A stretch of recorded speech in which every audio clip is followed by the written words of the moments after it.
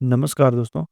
आज के इस वीडियो में हम बात करने वाले हैं बॉक्साइट के भंडार के बारे में। हम देखेंगे कि भारत में बॉक्साइट के भंडार कहाँ-कहाँ पर पाए जाते हैं। बॉक्साइट से संबंधित कौन-कौन से तथ्य आपको जानने चाहिए, उनके बारे में हम आपसे चर्चा करेंगे।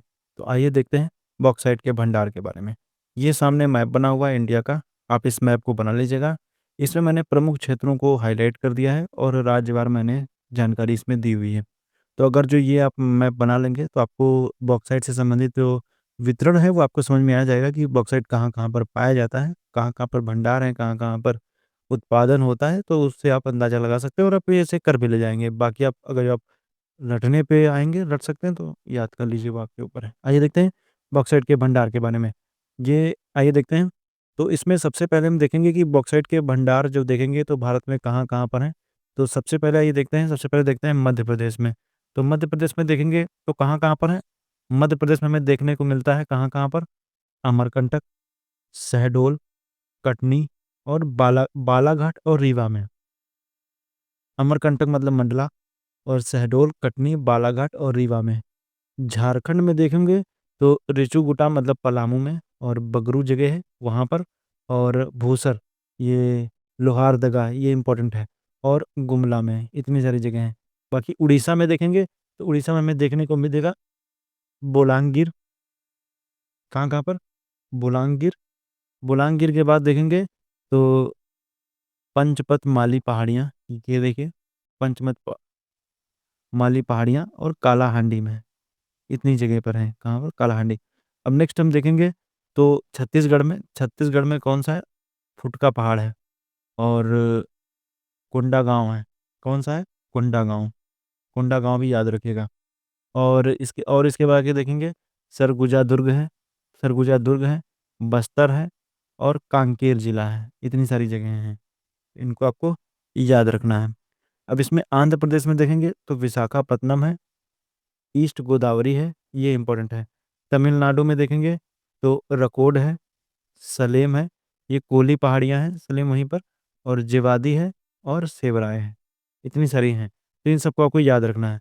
बाकी गुजरात में देखेंगे तो गुजरात में देखने को मिलेगा कच्छ और जामनगर। कौन से? कच्छ और जामनगर, ये 2 जगह हैं। इन दोनों को आपको याद रखना है, कच्छ और जामनगर। महाराष्ट्र में देखेंगे तो महाराष्ट्र में कौन-कौन से हैं? छांगड़ है, छांगड़ नगर है, तरावाडी है और रत्नागिरी है। तो ये याद रखिएगा, रत्नागिरी, तरावाडी ये। अब इसमें देखिए याद इम्पोर्टेंट कौन-कौन से करने हैं, देखिए इसमें से जो मोस्ट इम्पोर्टेंट है, उनको मैं आपके सामने हाइलाइट कर देता हूँ ताकि आपको समझने में थोड़ी आसानी हो जाएगी। तो अगर जो हम जब देखेंगे तो जो सबसे ज़्यादा इम्पोर्टेंट है वो एक है कटनी। कटनी आपको याद रखना है, कटनी इम्पोर्टेंट है। और भी जब देखेंगे तो ये भूसर, देखिए भूसर ये लोहारगदा जो है ये इम्पोर्टेंट है। हालाँकि जो ऑलरेडी पहले से हाइलाइट है ना वही-वही आपको ध्यान देना है। इसमें ये हाइलाइटर इसमें चल नहीं रहा तो मैं आपको 1 मिनट।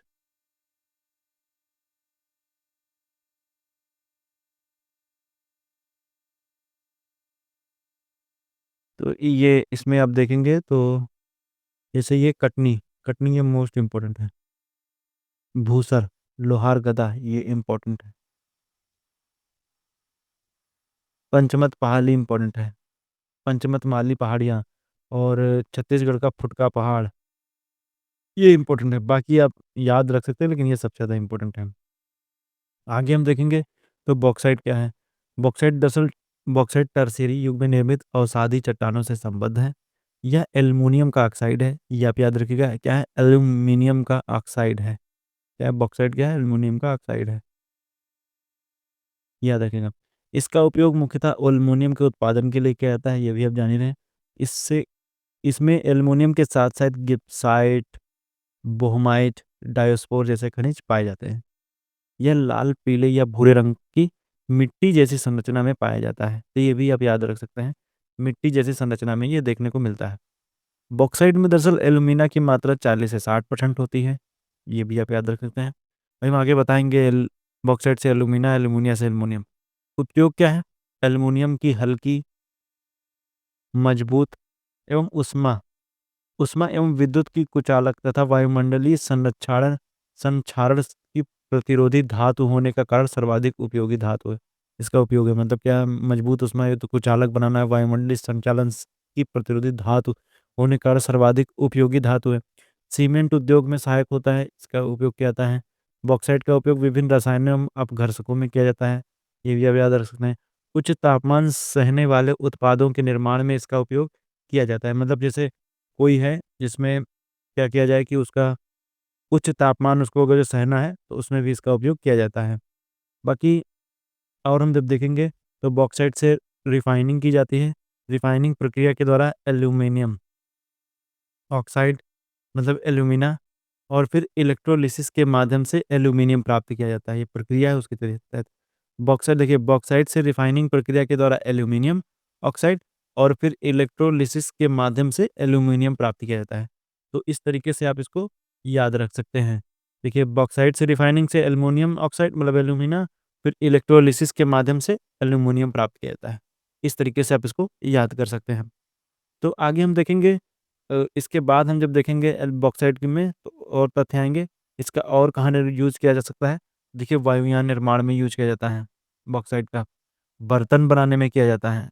एल्युमिनियम वगैरह जानते हैं, बर्तन वगैरह आते हैं एल्युमिनियम के बर्तन। और भारत में बॉक्साइट खनन की चुनौतियाँ कौन-कौन सी हैं?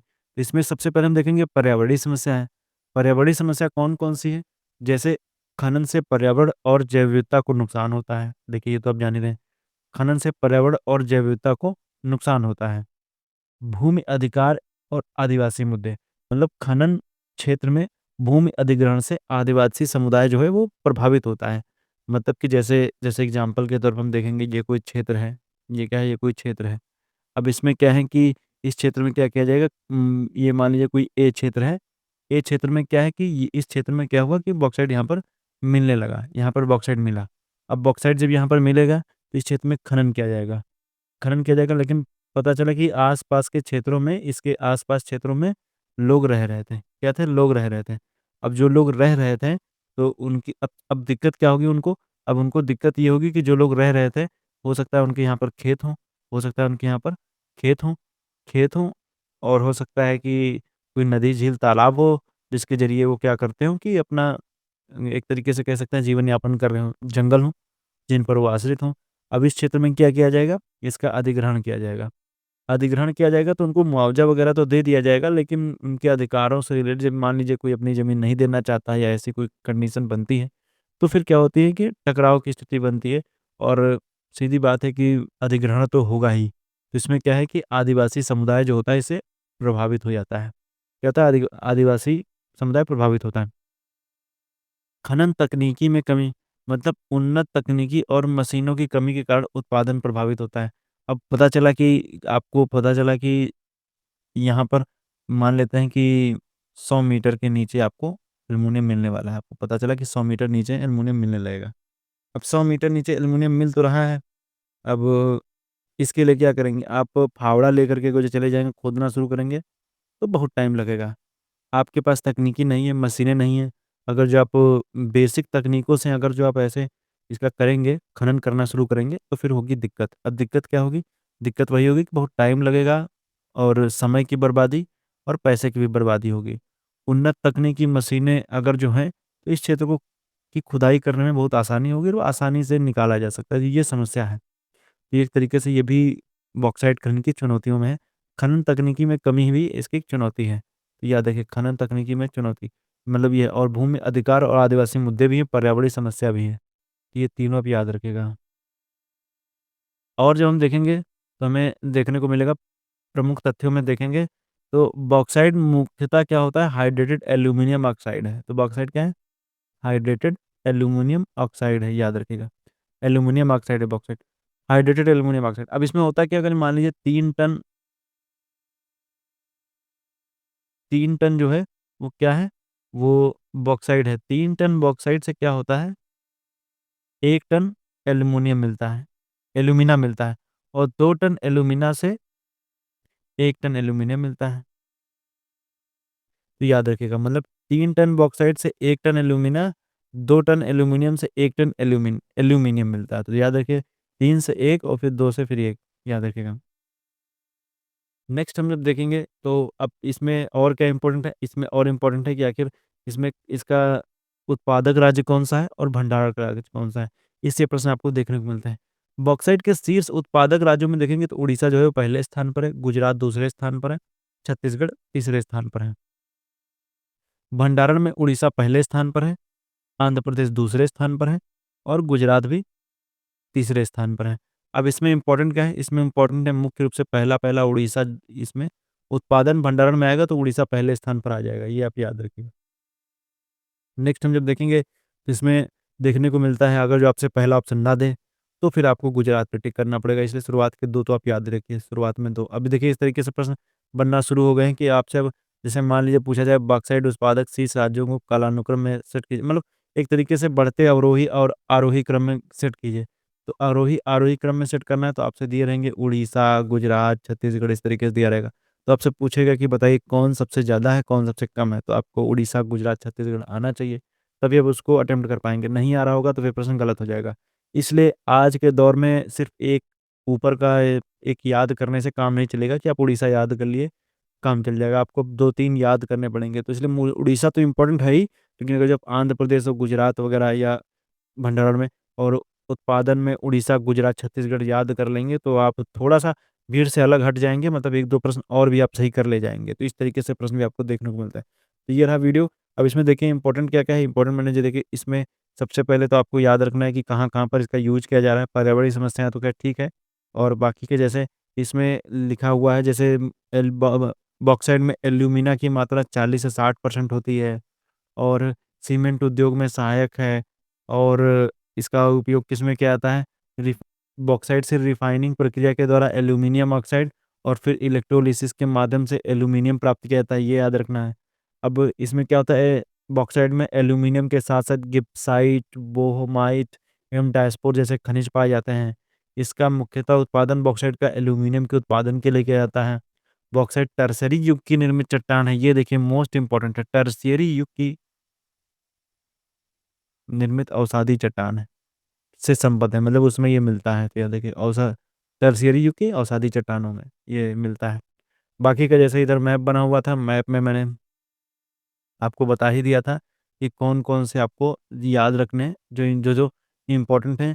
ख़ास करके जैसे भूसर हो गया, मध्य प्रदेश का कटनी हो गया, झारखंड का भूसर, लोहारगदा हो गया, उड़ीसा का पंचपतमाली पहाड़ी हो गई, कोरापुट जिसको बोलते हैं, और कालाहांडी भी याद रख सकते हैं, और छत्तीसगढ़ का फुटका पहाड़ बिलासपुर में, ये इम्पोर्टेंट है। आंध्र प्रदेश का विशाखापत्तनम ईस्ट गोदावरी हो गया, तमिलनाडु का कोली पहाड़ियाँ मैंने देखा कहीं आया है, जिवादी सेवराय पहाड़ियों में, महाराष्ट्र का छांगड़नगर, तरावड़ी, इसमें कोल्हापुर दरअसल आया हुआ है, और रत्नागिरी हो गया, गुजरात का कच्छ और जामनगर, ये इतने सारे एरिया हैं।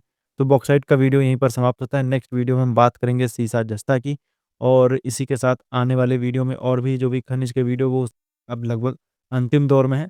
इसके बाद जब हम बात करेंगे, अभी एक कोयले का वीडियो आएगा, कोयले का वीडियो इम्पोर्टेंट होने वाला है, और इसके बाद हम जब बात करने वाले हैं, उसमें हम बात करेंगे खनिज के बाद उद्योगों के ऊपर आएँगे। उद्योगों के बाद हम देखेंगे कृषि के कुछ मैटर हैं, उनकी हम बात करेंगे, जैसे स्थानांतरित कृषि का भारत में जो वर्गीकरण है, भारत में जो वितरण है, उसके बारे में बात करेंगे। देखेंगे कि स्थानांतरित कृषि का क्षेत्रीय स्तर पर जो नाम दिए गए हैं, वो कौन-कौन से हैं भारत में, मानचित्र के साथ उसको भी हम कवर करेंगे। तो आज के लिए इतना ही, उम्मीद करता हूँ वीडियो आपको अच्छा लगा है। वीडियो अच्छा लगा है तो अपने मित्रों के साथ शेयर कीजिए। वीडियो देखने के लिए आपका बहुत-बहुत धन्यवाद।